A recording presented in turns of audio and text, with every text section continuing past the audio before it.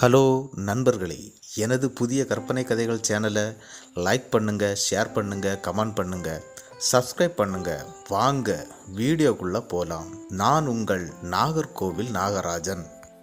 திருச்செந்தூரில் இருந்து ஒரு சப்ஸ்கிரைபர் நமக்கு இந்த கதையை ஷேர் பண்ணியிருக்காங்க. வாங்க அந்த கதை என்னன்னு பார்ப்போம். அவருடைய பெயர் வேல்முருகன். இவங்க ஊரில் நடந்த ஒரு உண்மை சம்பவத்தை பற்றி தான் நம்மக்கிட்ட ஷேர் பண்ணியிருக்காங்க. அதாவது வேல்முருகன் இந்த விறகு வெட்டக்கூடிய வேலை பார்க்குறவர். இவருக்கு 45 வயசு ஆகுது. ஆனாலும் கல்யாணம் ஆகலை. இவர் வீட்டில் இவர் மட்டும்தான். இவருக்கு அப்பா அம்மா எல்லாருமே இறந்து போனாங்க. இவர் ஒரு முனியப்பர் அப்படிங்கிற சாமியோட ஒரு தீவிரமான பக்தர்.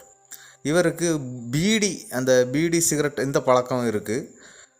ஒரு தடவை வேல்முருகன் அவங்க ஊரில் இருக்கக்கூடிய அந்த சுடுகாட்டில் இருக்கக்கூடிய அந்த கருவேல மரம் இதெல்லாம் இந்த மரங்கள் வெட்டுறோடைய ஒரு பெரிய காடு மாதிரி இருக்கும். அதுக்குள்ளே போய் வேலை செய்யணும் அப்படின்னு சொல்லிட்டு அந்த காட்டுடைய ஓனர் இவங்கக்கிட்ட சொல்கிறாரு, மரங்கள் வெட்டணும் வாடா அப்படின்னு சொல்லி கூட்டிகிட்டு போய் மரமும் வெட்ட வைக்கிறாரு. இவரும் வெட்டுறாரு. காலையிலே போயிட்டு சாயந்தரம் வரைக்கும் மரம் வெட்டு நடந்துக்கிட்டே இருக்குது. அப்போ சாயந்தரம் ஆகும்போது ஓனர் சொல்கிறாரு, நாளைக்கு விடிய காலையில் ஒரு 2 மணிக்கெல்லாம் வண்டி வந்துடும். வண்டி வந்தால் லோடு ஏற்றணும். அதுக்கு நீ இங்கே தான்ப்பா இருக்கணும். இருந்தால் தான் லோடு ஏற்ற முடியும் அப்படின்னு சொல்லி வேல்முருகன்கிட்ட கேட்குறாரு. அதுக்கு வேல்முருகன், சரி நான் இங்கே நிற்கிறேன், நீங்கள் எனக்கு துணைக்கும் ஒரு 2-3 வரை கொண்டு வாங்க, வந்துட்டிங்கன்னா விறவை ஏற்றிடலாம், அதாவது மரத்தை ஏற்றிடலாம், லோடு பண்ணிடலாம் அப்படின்னு சொல்லி சொல்கிறாரு. உடனே அங்கேருந்து கிளம்பி போனார் ஓனர். நான் ஒரு 3 பேரையாவது கூட்டிகிட்டு வரேன், வந்துக்கிட்டு நமக்கு இந்த லோடை ஏற்றக்கூடிய வேலையெல்லாம் பார்க்கலாம் அப்படின்னு சொல்லிட்டு அவர் அங்கேருந்து கிளம்பிட்டார். ஒரு இரவு ஒரு 8-9 மணி இருக்கும். அந்த டைமுக்கு அங்கே ஒரு 3 பேரை கூட்டிக்கிட்டு ஓனர் உள்ளே வர்றாரு. நடந்தே தான் வர்றாரு.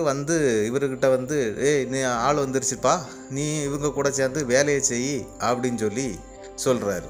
உடனே வேல்முருகனும் சரி நம்ம வேலையை பார்ப்போம் அப்படின்னு சொல்லிக்கிட்டு இருந்த மரக்கட்டைகளெல்லாம் பறக்கி ஒரு சைடு வாக்கில் அடுக்கி வச்சுக்கிட்டு இருக்காங்க. அதாவது என்னென்னாக்கி வண்டி வந்த உடனே அவங்களுக்கு அந்த வண்டியை விட்டு அப்படி லோடு ஏற்றுற மாதிரி அவங்க எல்லாமே ரெடி பண்ணிகிட்டு இருக்காங்க. இதை கண்டுக்கிட்டு முதலாளி சீக்கிரம் நடக்கட்டும்பா அப்படின்னு சொல்லி எடுத்து இவங்க ஒரு 12 மணியெல்லாம் கழிக்குது. அப்போ வேல்முருகன் ஒரு விஷயத்த ரொம்ப உன்னிப்பாக கவனிக்கிறார். என்னென்னா வந்திருந்த 3 பேரும் ஒருத்தருக்கு ஒருத்தர் பேசவே இல்லை. அவங்க பாட்டுக்கு சொன்ன வேலையை செய்துகிட்டே இருக்காங்க. வேல்முருகன் கிட்ட கூட அவங்க வந்திருக்கவங்க யாருமே பேசலை. என்னடா இது, ஒருத்தரும் பேசலை, பேச்சு கொடுத்தாலும் பேச மாட்டுறாங்க, அவங்க பாட்டுக்கு வேலையை செய்துட்டுறாங்க, நமக்கு என்ன, நம்ம வேலையை நம்ம செய்வோம் அப்படின்னு நினச்சிக்கிட்டு மிச்சம் இருந்த கட்டைகளெல்லாம் பறக்கி அடுக்கி எடுத்து எல்லாம் ரெடி பண்ணி ஒதுக்கி வச்சுட்டாரு. சரி இன்னைக்குள்ள வேலை ஏதேசம் முடிஞ்சிருச்சு, இனி வண்டி வந்தது லோடு மட்டும்தான் ஏற்றணும் அப்படின்னு சொல்லிக்கிட்டு முதலாளி அந்த பக்கமாக படுத்து கிடக்கிறாரு. அவர்கிட்ட போய், அண்ணாச்சி இப்படி ஆகிப்போச்சு, எல்லாம் ரெடி பண்ணியாச்சு, நீங்கள் வண்டி எப்போ வரும்னு சொன்னீங்கன்னா நம்ம அது கணக்கு பண்ணி எல்லாம் ஏற்றிடலாம் அப்படின்னு சொல்கிறாரு.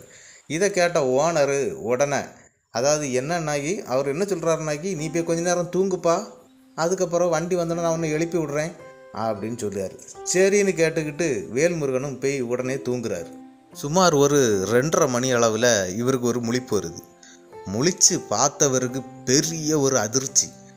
என்னடா இங்கே இருந்த ஒருத்தரையும் காணலையே அப்படின்னு சொல்லிக்கிட்டு ஃபுல்லாகவே தேடுறாரு. ஓனர் இருந்த இடத்துல ஓனரை காணலை, 3 பேர் இருந்தாங்க அவங்களையும் காணலை. இப்போ என்னடா பண்ணுறது, இந்த காட்டை விட்டு வெளியே போனால் சுமார் ஒரு 1-1.5 கிலோமீட்டருக்கு மேலே நடக்கணுமே, இதில் நம்ம எப்படி போய்க்கிடுவோம் அப்படின்னு நினச்சி இவருக்கு உள்ள ஒரு பயம் வர ஆரம்பிச்சிடுது. உடனே லைட்டு கையில், அதாவது டார்ச் லைட்டு இவங்க வச்சுருக்காங்க. இந்த காட்டுக்குள்ளே எப்பவும் போகிறவங்க எப்போவுமே டார்ச் லைட்டு யூஸ் பண்ணுவாங்க. அதே மாதிரி இவரும் டார்ச் லைட் வச்சுருக்காரு. கொண்டுக்கிட்டு நேராக அடித்து ஒவ்வொரு இடமா தேடுறாரு. எங்கே போனாங்க, ஒருவேளை வெளியே எங்கேயும் போயிட்டாங்களா அப்படின்னு சொல்லி தேட ஆரம்பிக்காங்க. தேடி தேடி தேடி தேடி ஒரு இடமும் இல்லை. ரொம்ப தூரம் இவர் கொஞ்சம் கூட காட்டிலேருந்து உள்ளே கூட வந்துட்டார். என்னடா எங்கே போனாங்கன்னு தெரியலையே அப்படின்னு சொல்லிட்டு யோசிச்சுட்டு இருக்கும்போது தூரத்தில் ஒரு சவுண்டு கேட்குது. டே வேல்முருகா எங்கே வாடா அப்படின்னு சொல்லி. உடனே வேல்முருகன், அது யாரு அப்படின்னு சொல்லி சவுண்டு கொடுக்க ஆரம்பிச்சு, நான் தாண்டா முதலாளி கூப்பிடுறேன், இங்கே வாடா அப்படின்னு சொன்னோன்னே அந்த பக்கத்தை நோக்கி ஓட ஆரம்பித்தார் வேல்முருகன். போய் பார்த்தவருக்கு அங்கே யாருமே இல்லை. என்னடா இது பெரிய ஒரு அதிர்ச்சி அவருக்கு. என்னடா சவுண்டெல்லாம் கேட்டுச்சு, இவ்வளோ தூரம் நம்ம தேடி வந்திருக்கோம், ஆனப்புறம் யாரையும் காணலையே அப்படின்னு அப்பந்தான் அவருக்கு மனசுக்குள்ளே பயமே வர ஆரம்பிச்சிது. அந்த பயத்தோட அங்கே எங்கேயுமா தேடிட்டு இருக்கும்போது ஒரு பெரிய அலறல் சத்தம் அவர் காது பக்கத்தில் கேட்டுது. இதை கேட்ட உடனே அவர் கண்ணை மூடிட்டு திறந்தாருப்பா. அப்பந்தான் அவர் தூக்கத்தில் இருந்தே முழிக்கிறார். அவர் இவ்வளவு நேரம் கண்டது எல்லாமே அவருக்கு கனவாக இருந்தது. கனவாக இருந்ததும் பக்கத்தில் ஓனர் இருக்காரா அப்படின்னு சொல்லிக்கிட்டு எழும்பி போய் பார்த்தாரு. ஓனர் பக்கத்தில் இருக்கிறாரு. இந்த 3 பேரும் பக்கத்திலே படுத்து தூங்கிட்டு இருக்காங்க. சரி, என்னடா நமக்கு தான் கனவு கொஞ்சம் பயங்கரமாக வந்துருச்சு, மணி எத்தனை அப்படின்னு சொல்லி பார்ப்போம் அப்படின்னு பார்க்கும்போது மணி 4:30 ஆகுது. அப்போ ஓனரை தட்டி எழுப்பி, இப்படி வண்டி இன்னியும் வரலையே முதலாளி, என்ன பண்ணுறது அப்படின்னு கேட்டோன்னா, வண்டி வந்துரும்ப்பா, நீ வேணா தூங்கு, வண்டி வந்தோடனே நான் ஒன்று எழுப்புறேன் அப்படின்னு மறுபடியும் சொல்கிறாரு முதலாளி. இதை கேட்டவுடனே, இல்லை எனக்கு ஒரு மாதிரி இருக்குது, நான் அந்த ரோட்டு பக்கம் இருக்கக்கூடிய கடைக்கு போய் ஒரு டீயை வாங்கிட்டு வரேன், உங்களுக்கெல்லாம் டீ வாங்கிட்டு வரேன், நானும் டீ குடிச்சிக்கிட்டு டீ வாங்கிட்டு வரேன் அப்படின்னு சொல்லிட்டு இவர் மெல்ல அங்கேருந்து நடக்க ஆரம்பித்தார். நடந்து ரோட்டுக்கு வந்துட்டார். ரோட்டில் வரும்போது அங்கே ஒரு டிம்போ நிற்கிது. அதாவது இவங்களுக்கு லோடு ஏற்றக்கூடிய அந்த வண்டி அங்கே நிற்கிது. அதை பார்த்த உடனே, என்னடா வண்டி இங்கே தான் நிற்கிது, ஏன் இவன் காட்டுக்குள்ளே வராமல் இருக்கான்னு சொல்லிட்டு கொஞ்சம் கிட்ட போய் பார்க்கும்போது அந்த வண்டி பிரேக் டவுன் ஆகி அதுக்கு பக்கத்தில் ஓனர் உட்காந்துக்கிட்டு இருக்கார். உடனே வேல்முருகன், என்ன ஐயா, நான் உங்களை அங்கெல்லாம் இருந்தீங்க, எப்படி இங்கே வந்தீங்க, அதுவும் நீங்கள் வண்டி கூட கொண்டு வரல, நடந்து தான் வந்தீங்க, எப்படி நீங்கள் இங்கே வந்தீங்க, அப்படின்னா என்ன கிராஸ் பண்ணி தானே நீங்கள் இங்கே வந்திருக்க முடியும், எப்படி நீங்கள் இங்கே வந்தீங்க அப்படின்னு சொல்லி, என்னடா சொல்கிற அப்படின்னு சொல்லி கேட்குறாரு ஓனர். நீ எங்கேருந்துடா வார அப்படின்னு கேட்டார்.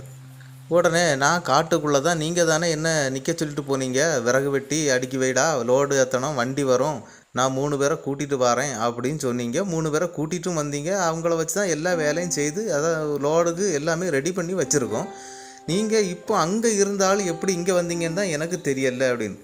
அடே முட்டாளு, நான் நேற்றைக்கு போனவன், இன்றைக்கி காலையில் தான் வாரேன். அதாவது என்ன நடந்துன்னா, ஒன்று அங்கே விட்டுட்டு போன விஷயமே நான் மறந்துட்டேன், உனக்கு சாப்பாடு கூட வாங்கி நான் கொடுக்கல, அதுக்கப்புறம் வந்து நீ யோசிக்காண்டாமா அப்படின்னு சொல்கிறாரு ஓனர். உடனே வேல்முருகன், அப்படி இல்லை, நீங்கள் வந்து 3 பேரை கூட்டிகிட்டு வந்ததுனால தான் நான் வேலையே செஞ்சிட்டு இருந்தேன், சரி காலையில் லோடை ஏற்றிக்கிட்டு போயிடலாம் அப்படின்னு நினச்சேன். இப்போ வரைக்கும் அங்கே படுத்துட்டு இருக்கும்போது ஒரு மிகப்பெரிய ஒரு கனவு கண்டு அதிர்ச்சியில் தான் எந்திரிச்சு உங்கள்கிட்ட சொல்லிட்டு தான் டீ குடிக்க வருவோம் அப்படின்னு சொல்லிட்டு இங்கே வரும்போது நீங்கள் இங்கே நிற்கிறீங்க.